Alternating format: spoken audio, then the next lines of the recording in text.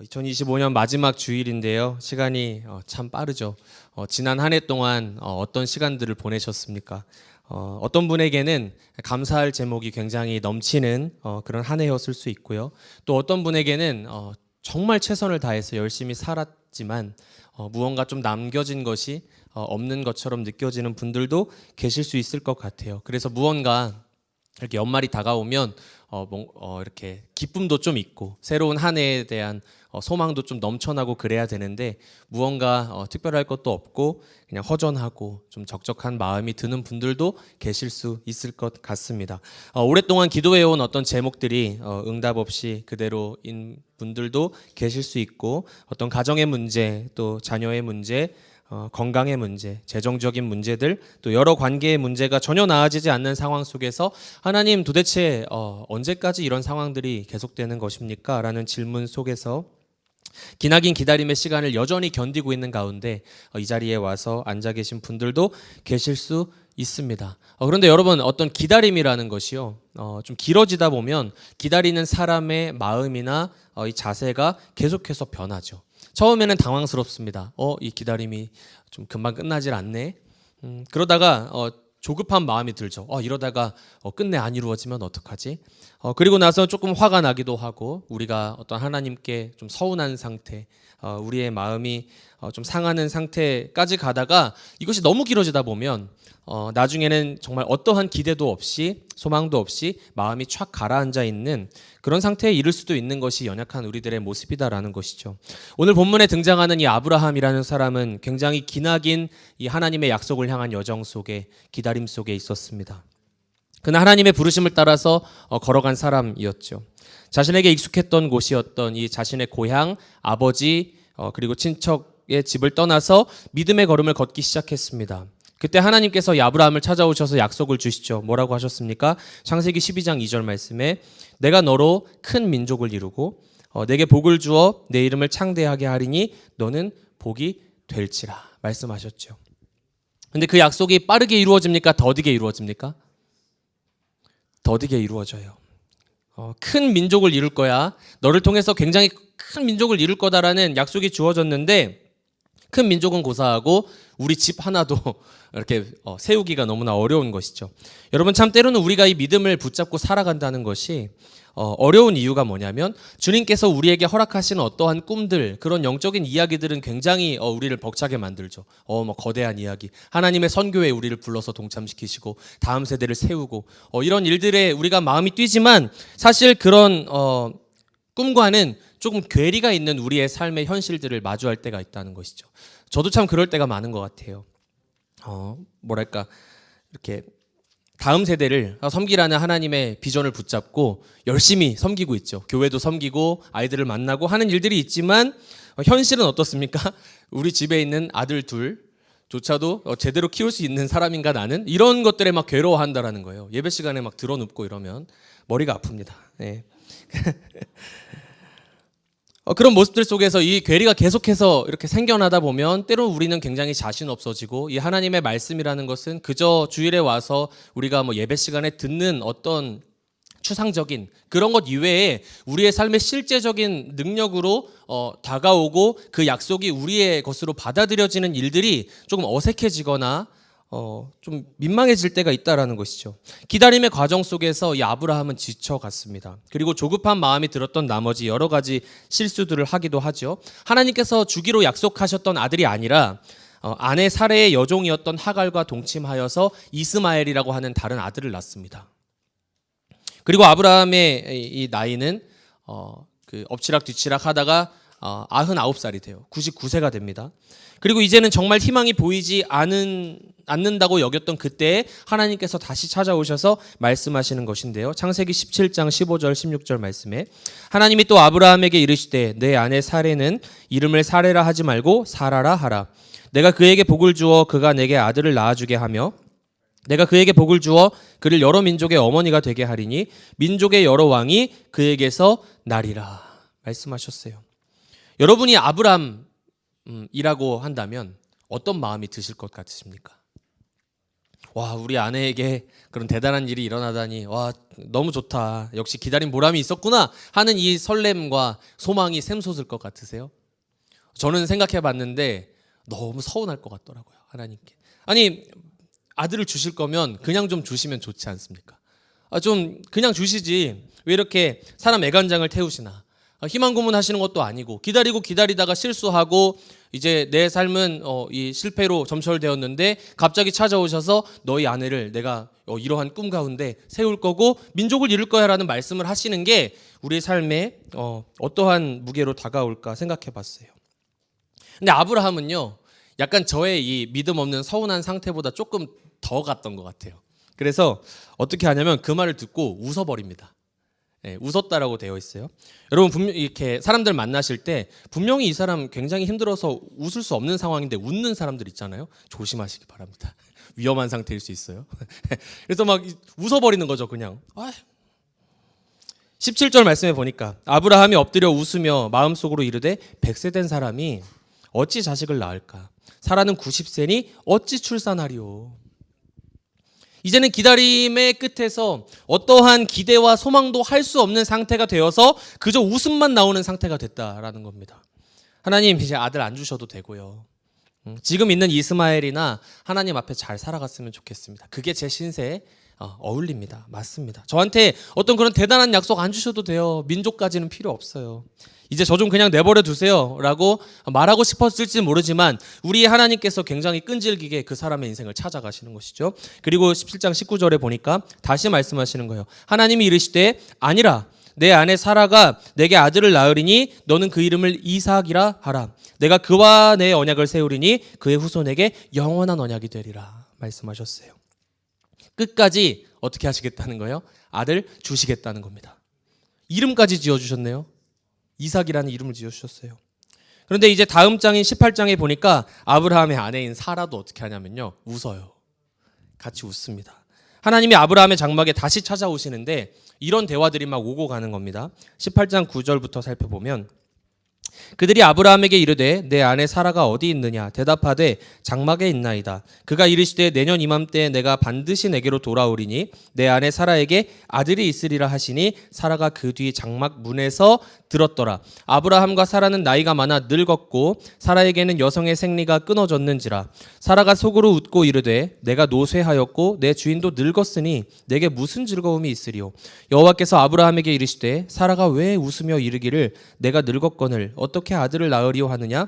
여호와께 능하지 못한 일이 있겠느냐. 기한이 이를 때에 내가 내게로 돌아오리니 사라에게 아들이 있으리라. 사라가 두려워서 부인하여 이르되 내가 웃지 아니하였나이다. 이르시되 아니라 네가 웃었느니라. 아이를 주신다고 해서 기다리고 기다렸는데 이제는 많은 시간이 지나서 그 약속도 희미해지고 이미 늙어서 이 여성의 생리가 다 끊어진 그런 상태. 그러니까 생물학적으로 이 아이를 가질 거라는 기대를 할 수 없는 상태까지 오게 되었다는 거죠. 근데 아들 주신다고 하니까 이 사람이 웃은 거예요. 나도 늙었고 우리 남편도 늙었는데 에그머니나 어떻게 그런 일이 어떤 그런 즐거움이 있겠는가 한 것이죠. 이 사라의 반응이 굉장히 자연스럽고 정당해 보이는 것입니다. 웃으면서도 한켠에는 이 하나님께 야속한 마음도 들 수 있는 것이죠. 그런데 여러분, 우리가 기억해야 하는 것이 있습니다. 하나님께서 하나님의 사람들에게 어떤 이런 기다림의 시간들을 주실 때에 왜 주시는가 하는 것을 잘 생각해 보아야 한다는 것이죠. 여러분, 우리 하나님은 좋으신 분이심을 믿으십니까? 네, 아멘이죠. 우리 하나님이 좋으신 우리 아버지가 되십니다. 그래서 우리에게 늘 좋은 것 주기를 원하시는 분이심을 믿어요. 그런데 그러한 이 선하신 주님께서, 좋은 것 원하시는 주님께서 때로는 우리에게 생색을 내고 싶어 하시거나 줄까 말까 하시거나, 아니면 혹은 이 약속 있는데 너 받으려면 조금 더 노력해봐. 아직 이거 받을 만한 좀 자격이 없는 것 같아. 조금만 더 해볼래? 조금만 더 와봐 하실까요? 하나님 말씀하시는 것이죠. 사라가 왜 웃으며 이르기를 내가 늙었거늘 어떻게 아들을 낳으리요. 왜 그런 말을 하는 것이냐. 여호와께 능하지 못한 일이 있겠느냐. 여호와께 능하지 못한 일이 있겠느냐. 전능하신 하나님을, 약속을 반드시 지키시는 하나님, 그분만을 철저하게 의지하고 그분만을 바라는 상태로 하나님의 사람을 빚어가시는 과정이 바로 이 기다림의 시간이었다라는 것이죠. 사람은요, 연약합니다.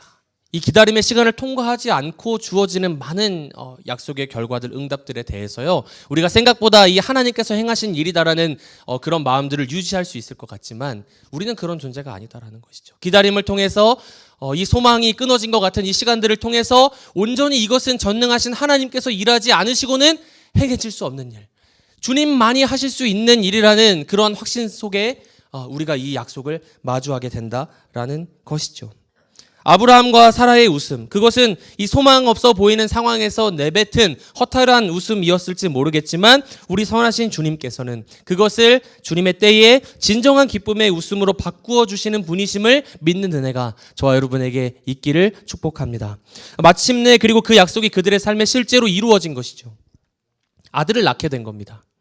하나님의 분명한 약속의 말씀을 듣고도 몰래 숨어서 웃고 있었던 사라가 이번에는 그 아들을 품에 안고 진정한 기쁨을 누리게 되었다라는 거예요.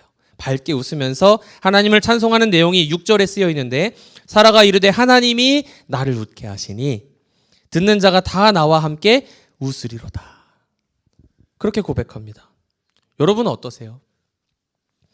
이 노년에 우리가 잘 알고 있는 이야기 아닙니까? 노년에 아들을 품에 안고 이 기쁜 웃음을 짓는 이들의 이야기를 들을 때 저도 이 말씀을 준비하면서 이 본문을 묵상했지만 너무 와닿지가 않는 거예요. 이 일이 일어났다는 거 압니다. 하나님이 아들 주셨네까지는 알겠는데 그 말씀이 나의 삶으로 파고 들어와서 나의 삶에 내가 기다리고 있는 여러 가지 응답들, 하나님의 약속들이 내 삶에도 이루어질 것이다라는 확신까지 가기가 너무 어려운 거죠. 혹시 그러한 기대 없는 더 이상의 하나님의 약속의 이야기가 우리의 마음을 뛰게 하지 않는 상태로 혹시 이 자리 가운데 오셔서 앉아 계신 분들이 계시다면 저를 포함하여서 오늘 다시 한번 이 귀한 말씀을 통하여서 우리가 그 하나님의 어떠하심을 묵상해 보는 가운데 다시금 위로부터 오는 소망이 저와 여러분의 삶을 강하게 붙드는 일이 그러한 은혜가 있으면 좋겠습니다. 첫 번째로 우리가 무엇을 기억해야 하냐면 한번 따라해 주시겠습니까? 하나님의 신실하심. 여러분, 하나님은 신실하십니다. 믿으십니까? 주님께서는 그분께서 약속하신 것, 스스로 말씀하신 것을 한 번도 이루지 않으신 적이 없지요.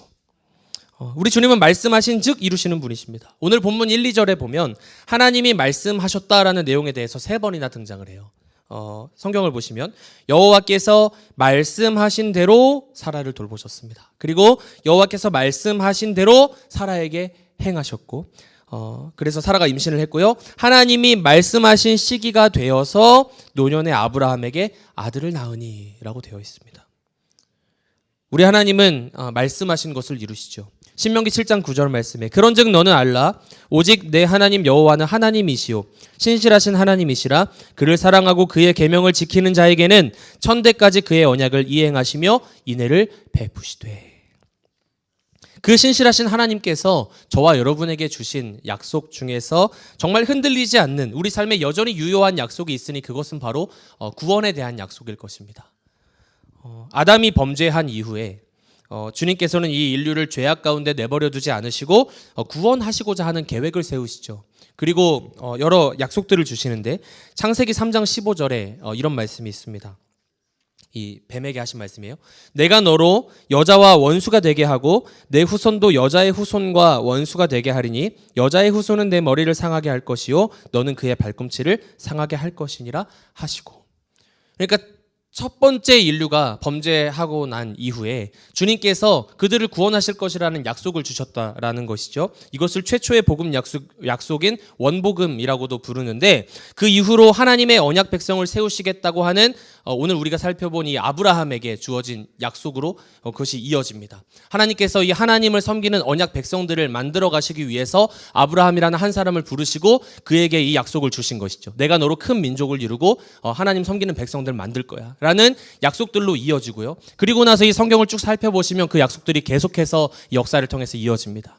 어떤 약속들이 있습니까? 이후에 그 다윗의 왕조를 주님께서 세우시고 그 나라를 견고하게 하실 것이라는 약속을 통해서 하나님의 백성, 하나님의 나라를 만들어 가시는 일들이 있는 것이죠. 그리고 그 과정 가운데 결국에 이 신약에서 누가 오심으로 그것이 성취되느냐? 그리스도께서 오심으로 인하여서 그 약속이 성취되는 것이죠. 그리고 오늘날 살아가고 있는 신자인 우리들에게도 여전히 그 약속이 유효하다라고 성경은 말하고 있는 것입니다. 갈라디아서 3장 16절에 보면 이 약속들은 아브라함과 그 자손에게 말씀하신 것인데 여럿을 가리켜 그 자손들이라 하지 아니하시고 오직 한 사람을 가리켜 내 자손이라 하셨으니 곧 그리스도라. 29절에요.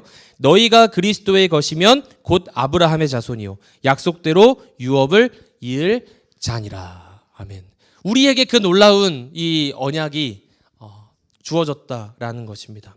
말씀하신 대로 이루시는 주님의 은혜. 이스라엘 백성들이 역사 속에서 끊임없이 반복하여서 죄짓고 하나님 떠나고 많은 패역한 일들을 행할 때에도 물론 주님께서 진노하시고 벌도 주시지만 한번 약속하셨던 구원이 끊어집니까? 그렇지 않다는 것이죠. 계속해서 그것을 저버리지 않으시고 신실하게 이루어 나가신 하나님께서 오늘 우리의 삶에, 저와 여러분의 삶에 때로는 하나님이 가깝게 느껴지고 때로는 멀게 느껴지는 그 엎치락 뒤치락하는 지지고 볶는 인생의 한복판에 주셨던 그 하나님의 구원의 약속은 여전히 저와 여러분에게 유효하고 끊어지지 않는 신실한 약속이 된다라는 사실입니다. 그렇기 때문에 그 신실하신 주님께서 구원받은 자녀인 저와 여러분을 너무나 사랑하시고 선하신 주님께서 우리의 삶에 가지고 계신 계획들 속에서 그분의 섭리 속에서 우리가 기다리고 있는 그 약속은 언젠가 주님께서 가장 기뻐하시는 방법으로 가장 기뻐하시는 때에 열매 맺게 될 것이라는 믿음을 가지고 나아가는 일들이 저와 여러분에게 요구된다라는 것이죠. 히브리서 11장에 보면 아브라함과 사라에 대해 이렇게 기록하고 있습니다. 믿음으로 아브라함은 부르심을 받았을 때 순종하여 장래의 유업으로 받을 땅에 나아갈새 갈 바를 알지 못하고 나아갔으며 믿음으로 사라 자신도 나이가 많아 단산하였으나 잉태할 수 있는 힘을 얻었으니 이는 약속하신 일을 미쁘신 줄 알았습니다. 우리 하나님은 그런 분이십니다.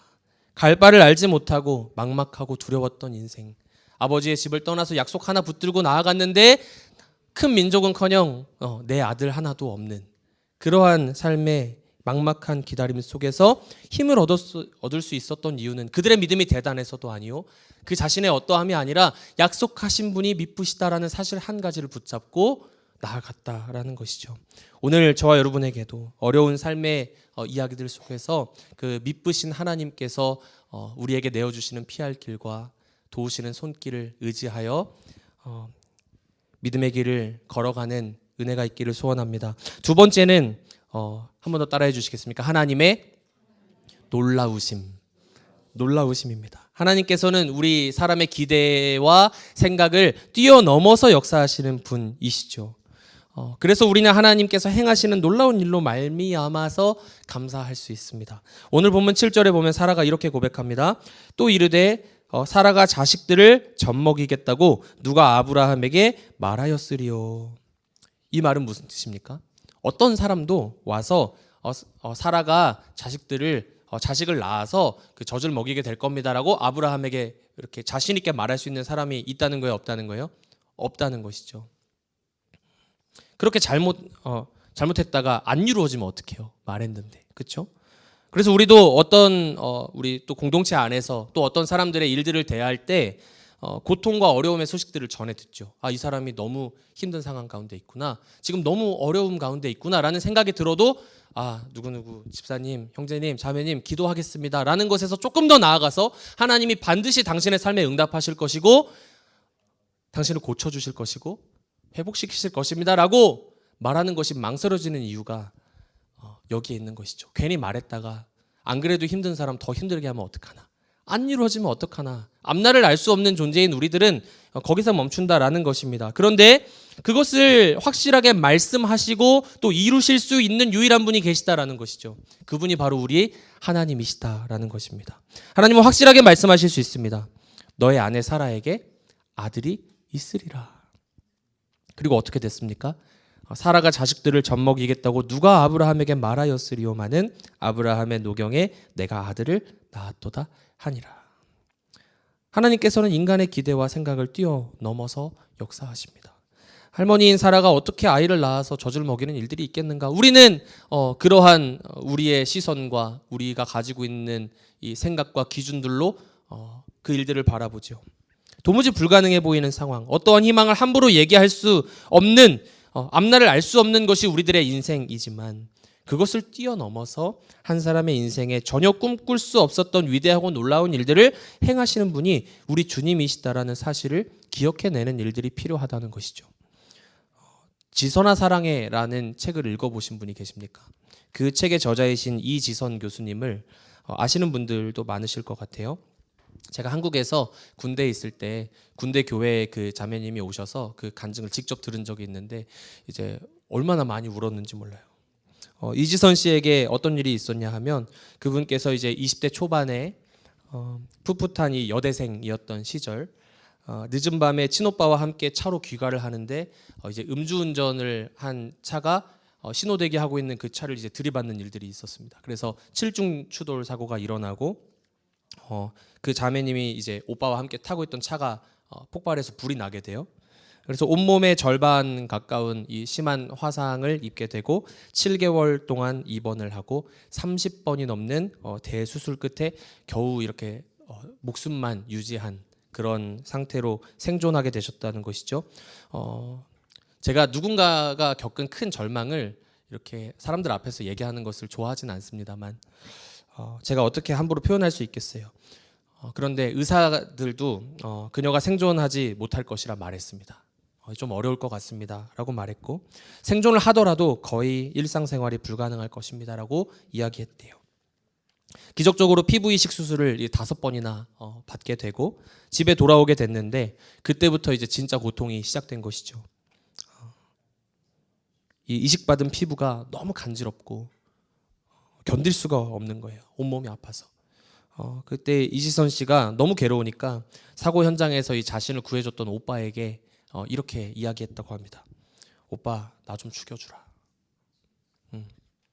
이러고 내가 어떻게 살아가겠어.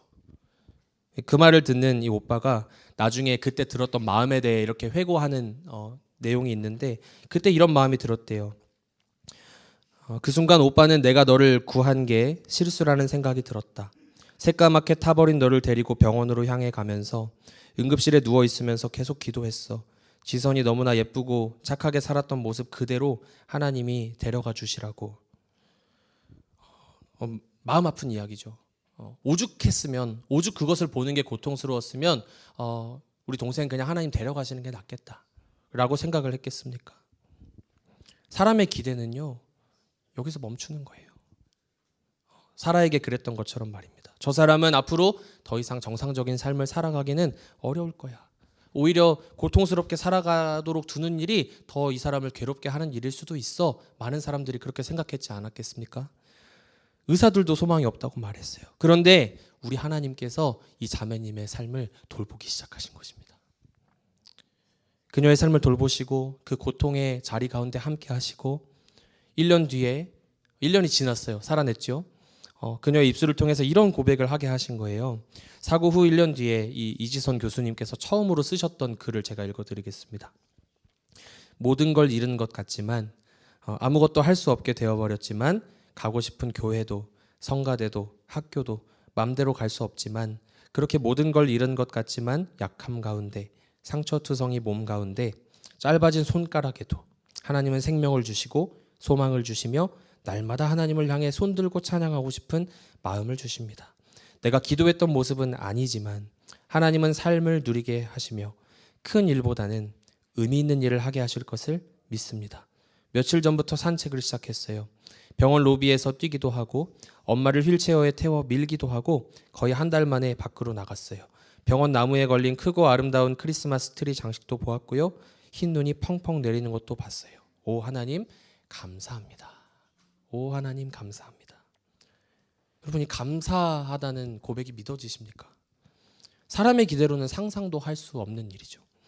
그러나 이 자매님의 입술은 하나님을 찬양했고요. 하나님께 감사했고요.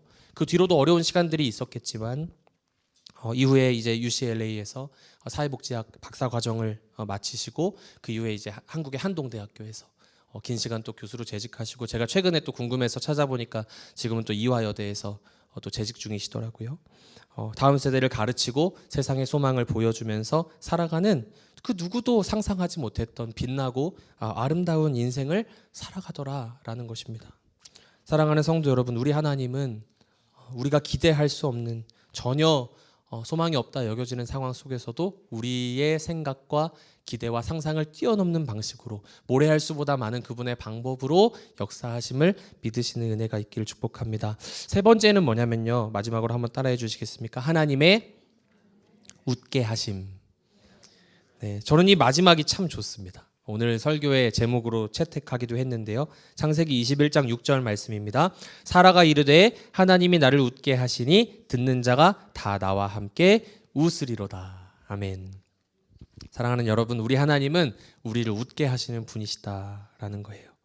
주님을 따르는 길이라는 것은, 그분을 믿는 길이라는 것은 무언가 날마다 그냥 억지로 버텨내고 끝까지 인내하고 참고 견디는 일만의 연속은 아니라는 것이죠.